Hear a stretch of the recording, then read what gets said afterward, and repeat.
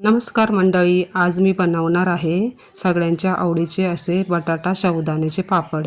हे पापड बनवायला अगदी सोप्या पद्धतीने मी सांगणार आहे, तरी व्हिडिओ स्किप न करता संपूर्ण बघा। हे पापड तेलामध्ये टाकले की दुप्पट तिप्पट फुलता आणि तोंडात टाकला की अगदी विरघळून जातो असा बटाट्याचा साबुदाण्याचा पापड। आणि हे पापड तेलामध्ये टाकले तरी अजिबातही लालसर होत नाही। हे बघा, अजिबात तेलकट न होणारे हे पापड तुम्हालाही बनवायचे असेल तर चला मग पटकन रेसिपीला सुरुवात करूया। इथे मी 1 किलो साबुदाणे घेतले आहे। हे साबुदाणे आता आपल्याला मस्त असे खरपूस कमी गॅसवर कढईमध्ये भाजून घ्यायचे आहे। हे साबुदाणे मी 1 दिवस उन्हात कडकडीत वाळून घेतले आहे, यामुळे आपला साबुदाणा पटकन असा भाजला जातो। साबुदाण्याचा रंग बदलला की लगेच काढून घ्यायचा आणि गार होऊन द्यायचा। ते मी हे पापड 1 किलोच्या साबुदाण्याच्या प्रमाणात करणार आहे। अशाच प्रकारे शिल्लक राहिलाही साबुदाणा याचप्रमाणे कमी गॅसवर भाजून घ्यायचा आहे।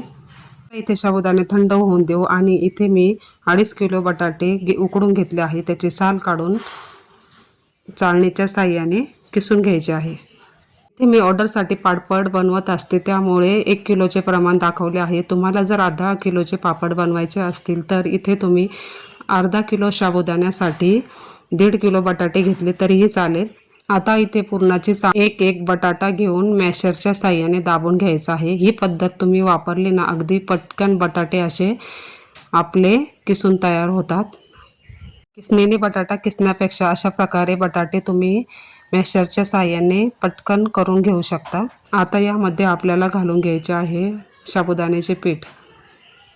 इथे मी साबुदाणा थंड झाल्यानंतर गिरणीतून दळून घेतला आहे, त्यामुळे याप्रमाणे पीठ तयार होते। हे साबुदाण्याचे पीठ अगदी तांदळाच्या पिठाप्रमाणे बनले जाते। आता या बटाट्यामध्ये सर्वप्रथम टाकून घ्यायचे आहे आपल्याला 2 चमचे असे लाल तिखट। लाल तिखट हे तुमच्या आवडीप्रमाणे घालून घेऊ शकता। त्यानंतर घालायचे आहे इथे 1.5 चमचा मीठ। मीठ घातल्यानंतर इथे लगेच आपल्याला घालून घ्यायचे आहे साबुदाण्याचे पीठ।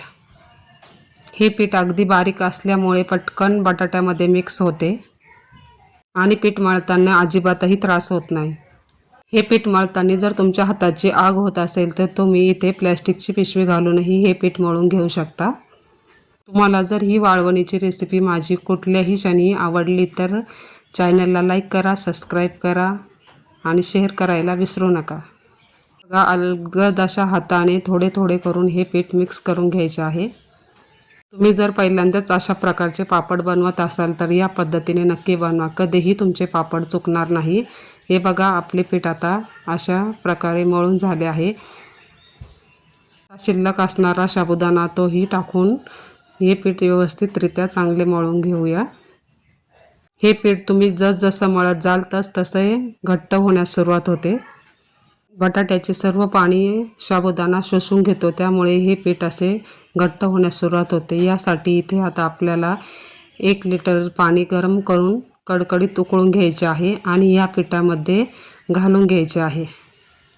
तुम्ही जर इथे हा साबुदाणाचे पीठ वाफवून घेतले तर नंतर साबुदाणा अगदी चिकट होतो आणि पापड दाबण्यास खूप त्रास होतो। यामुळे या पद्धतीने जर तुम्ही हे पापड बनवत असाल तर 1 लिटर पाणी घेऊन कडकडीत गरम करायचे आणि या पिठामध्ये घालून 10 मिनिटे झाकण ठेवून तसेच बाजूला ठेवायचे। या पद्धतीने तुम्ही पापड 1 किलो काय 2 किलोही करू शकता। इतके सुंदर असे पापड तयार होतात। हे बघा, 10 मिनिटे झाली आहे। आता हे पीठ आपण पाण्यामध्ये सर्व मिक्स करून व्यवस्थितरित्या मऊसूत असे मळून घ्यायचे आहे। यामुळे आपले पीठ मऊसूत होतेच, पण पापडही अगदी पातळ आणि पारदर्शक बनला जातो आणि तो तेलात टाकताच एकदम असा फुलला जातो। हे बघा, इथे आपण 1 लिटर पाणी टाकून घेतले होते, पण अगदी 1 थेंबही पाणी यामध्ये शिल्लक न राहता असा मस्त असा या पिठाचा गोळा तयार होतो। तुम्ही जर हे पापड सकाळी लवकर करणार असाल तर हे पीठ लवकर भिजवून ठेवायचे। हे पीठ जितके भिजेल तितके पापड छान होतात। हे बघा, पीठ मळून झाले आहे। आता हे आपण अर्धा तास मस्त असे भिजवून देऊ। आता हे पीठ अर्धा तास भिजत ठेवते, यामुळे अजूनही मऊसूत आपले पीठ तयार होईल। तुम्ही पाहू शकता अजिबातही हाताला चिटकत नाही हे पीठ। आता झाकून ठेवूया। अर्धा तास झाला आहे. आता पापड बनवण्यास घेऊया. हे बघा किती मऊसूत असे पीठ तयार झाले, हाताला बिलकुलही चिटकत नाही. या पिठाच्या तुम्ही जर एकटेच असाल तर भरपूर सारे असे गोळे तयार करून घ्यायचे आहे, ज्यामुळे आपले पापड अगदी अर्ध्या तासात पटकन बनवून होतात. आणि इथे अजून एक टिप्स, इथे आता एकही थेंब तेलाचा वापर न करता हे पापड दाबून होतात. पिठाचा एक गोळा ठेवून घ्यायचा आणि पापड पातळ असा दाबून घ्यायचा.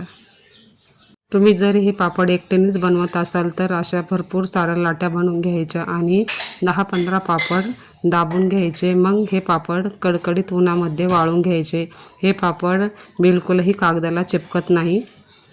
हे बघा, अशा प्रकारे ह्या पिठाचे सर्व पापड आपल्याला तयार करून घ्यायचे आहे. ह्या पिठापासून जवळपास 150 ते 200 पापड तयार होतात.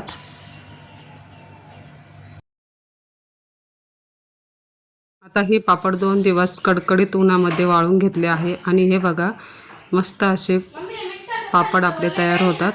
हे बघा, इथे मी तुम्हाला एक पापड हातात घेऊन दाखवते. किती पातळ असा मऊसूत पापड तयार झालेला आहे आपला. आता तेलामध्ये तळून बघूया. तेल गरम झालं आहे. हे तेल अगदी गरम न करता मध्यम प्रमाणात तेल गरम करून पापड तेलात टाकून तळून घ्यायचं आहे. हे बघा, मस्त असा पापड तेलामध्ये लगेच फुलला जातो आणि बिलकुलही लाल होत नाही. हे पापड तळताना तेल अगदी फार गरम असे कडकडीत न करता मध्यम गरम तेलामध्ये हे पापड तळून घ्यायचे आहे.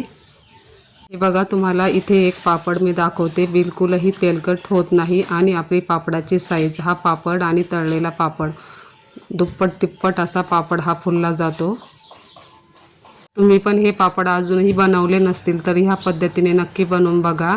आणि हे पापड तोंडामध्ये घालताच विरघळतात, त्यामुळे हे पापड एकदा नक्की करून बघा. बाय.